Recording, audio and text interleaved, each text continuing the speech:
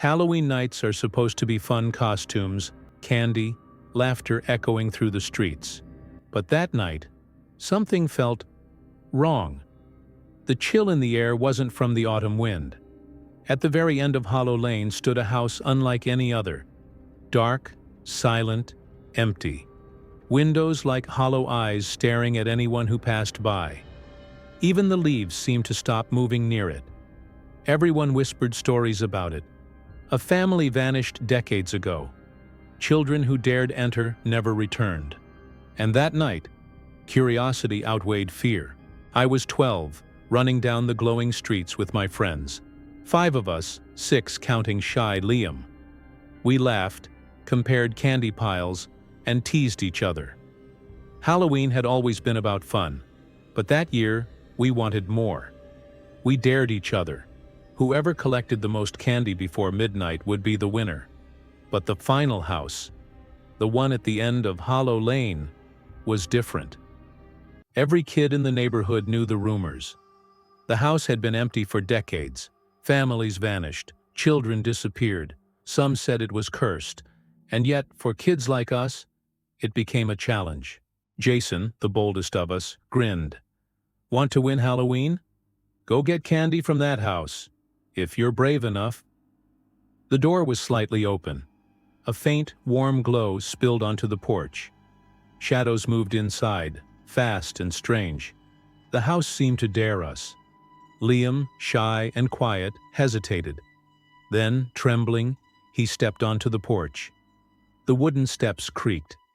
Shadows flickered along the walls inside, twisting unnaturally. That door seemed alive, almost breathing, as if inviting him in. From inside came the soft jingle of candy in a bowl, followed by a smooth, almost gentle voice. "Come closer! I have more than you can imagine." The glow was warm, sweet, and tempting. Even I wanted to step closer, but fear held me back. Liam did not. He stepped into the doorway. The hallway stretched unnaturally long. Shadows moved in the corners, shapes too quick to recognize. The house seemed aware of his presence. We wanted to run in, to grab him, but our feet wouldn't move. A high-pitched, playful laugh echoed through the house. The walls flickered with light, appearing to breathe. A strange scent filled the air, sugar mixed with metallic, earthy undertones. The laughter wasn't human, and it was coming from nowhere, and everywhere. The voice called again, "Just a little further. So much candy for you." Liam stepped deeper into the hallway. Shadows twisted and stretched toward him. The house was alive, and it wanted him. Then it happened. 1 second he was there, the next, gone. No scream, no sound, only faint jingling that faded into silence. We ran forward, but it was like the house swallowed him whole.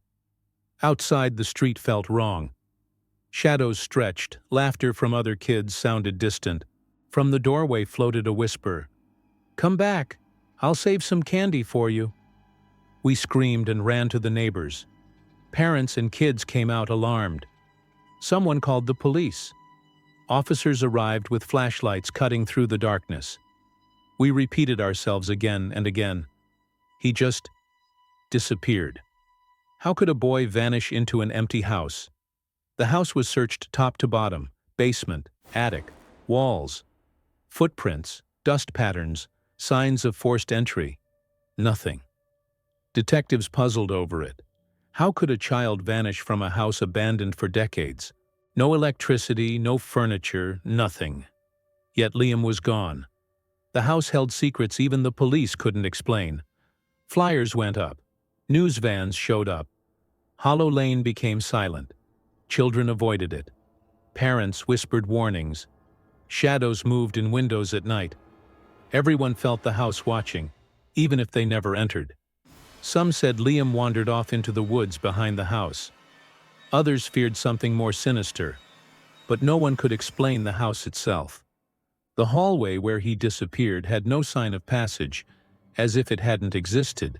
The more they investigated, the stranger it became. Years later, every Halloween, I walk past Hollow Lane. The house still stands, dark and silent. But sometimes, when the wind shifts just right, I swear I hear, "Come, get your candy." I remember the glow, the jingling, the endless hallway, the shadows reaching for Liam. I remember the laugh that wasn't human. Even as adults, the memory chills us. Some dares are meant to be left untested. That Halloween, one dare cost us our friend, and taught a lesson I will never forget. The house waits at the end of Hollow Lane. Dark windows, shadows moving in corners of your eye. Every Halloween, somewhere, a child dares themselves a little too far. And the house waits for them. We invited everyone to the Halloween party, except him. Evan and Tyler had planned their Halloween night for weeks. Glowing pumpkins lined the porch. Orange lights flickered. The house buzzed with energy, music pounding, laughter echoing, candy and drinks everywhere. But as Evan scanned the crowd, his smile slowly faded. Near the back door, a man in a plain black mask stood perfectly still. He wasn't laughing. He wasn't dancing. Just watching. Evan leaned toward Tyler. "Who invited that guy?" Tyler shook his head. "I thought you did." A chill crept through the room. Then, without warning, the lights went out. Guests cheered, thinking it was a Halloween prank, but the playlist switched on its own. A slow, distorted melody crawled through the darkness. It wasn't coming from the speakers. When the emergency lights flickered, the masked man stood in the center of the living room, staring. And then, darkness again. When the lights came back, he was gone. Everyone laughed. "Nice trick!" someone yelled. But Evan and Tyler exchanged uneasy looks. Neither of them had planned this. The music returned to normal. But the house didn't feel the same anymore. The air felt heavy. The shadows seemed deeper. Evan kept glancing toward the door, almost expecting him to reappear. 30 minutes later, the house went black again. But this time, no laughter, only silence. The same eerie melody played, louder now, vibrating through the walls. The masked man was back, closer, head tilted, unmoving. Then, a scream shattered the air. A girl near the drink table collapsed, blood streaking down her arm. The room erupted in chaos. Guests screamed and ran for the door. Decorations ripped down, drinks spilled. Evan's heart pounded as he shouted, "Call 911!" Tyler fumbled with his phone. "Someone's in the house. He hurt someone. Send police and an ambulance." And just as those words left his mouth, the music stopped. When the lights flickered back on, he was gone again. No footprints, no open doors, just blood on the floor. Paramedics rushed the injured girl out. She whispered to Evan with trembling lips, "He was right behind me." But the back door was still locked from the inside. Red and blue lights flashed outside. Police flooded the house, searching every room. The attic, basement, backyard. Nothing. No one saw him leave. No one admitted inviting him. It was as if he'd vanished into thin air. One officer muttered, "Then how did he get in?" Evan and Tyler showed the police the security footage. The recording was perfect, until the exact moment the lights went out. Then, static. Every single time. No image, no figure, just a faint, distorted breathing sound on the audio. Evan whispered, "He was here, but why isn't he on camera?" One by one, the terrified guests left. The glowing pumpkins suddenly looked sinister. The fake blood looked real. The laughter was gone. Police promised to patrol the area, but the house felt different now. Heavy, silent. As the last car pulled away, the speakers clicked on by themselves. Evan walked into the kitchen. He froze. The black mask was lying on the counter, perfectly centered, clean. His voice shook as he called Tyler. "Did you put this here?" Tyler's voice crackled through the phone. "No, I already left." The line went dead. Midnight. Alone. The speakers turned on again. That same twisted melody filled the house. Evan's breath quickened. He turned toward the doorway. A silhouette stood there. The mask, the tilted head, silent. Evan took a step back. His phone slipped from his hand. He whispered, "What do you want?" The figure took one slow step forward.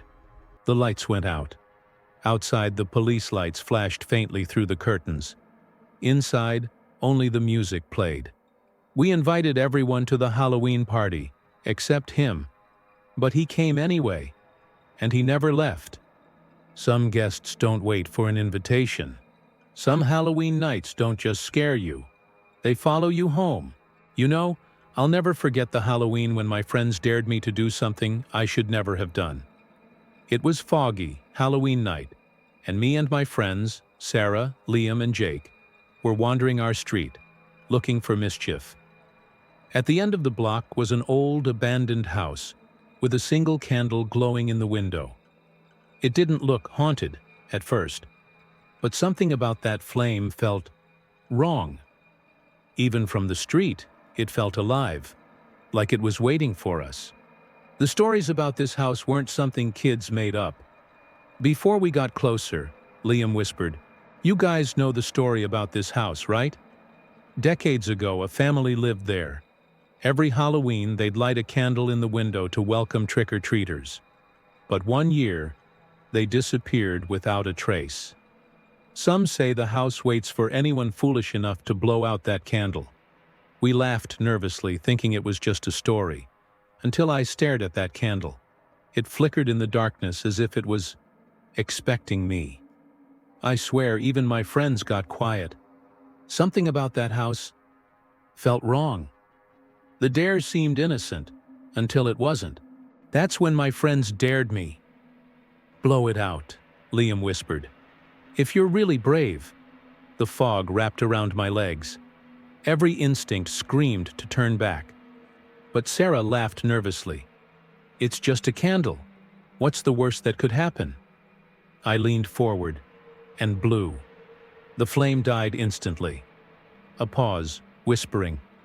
And that's when I heard it. A voice that wasn't human welcomed us inside. As soon as the candle went out, a deep, distorted voice echoed, "Welcome to the Halloween party." Shadows twisted along the walls, stretching unnaturally. My friends screamed. It felt too real to be a prank. I realized we weren't alone. Something was watching us. The night itself seemed alive, chasing us.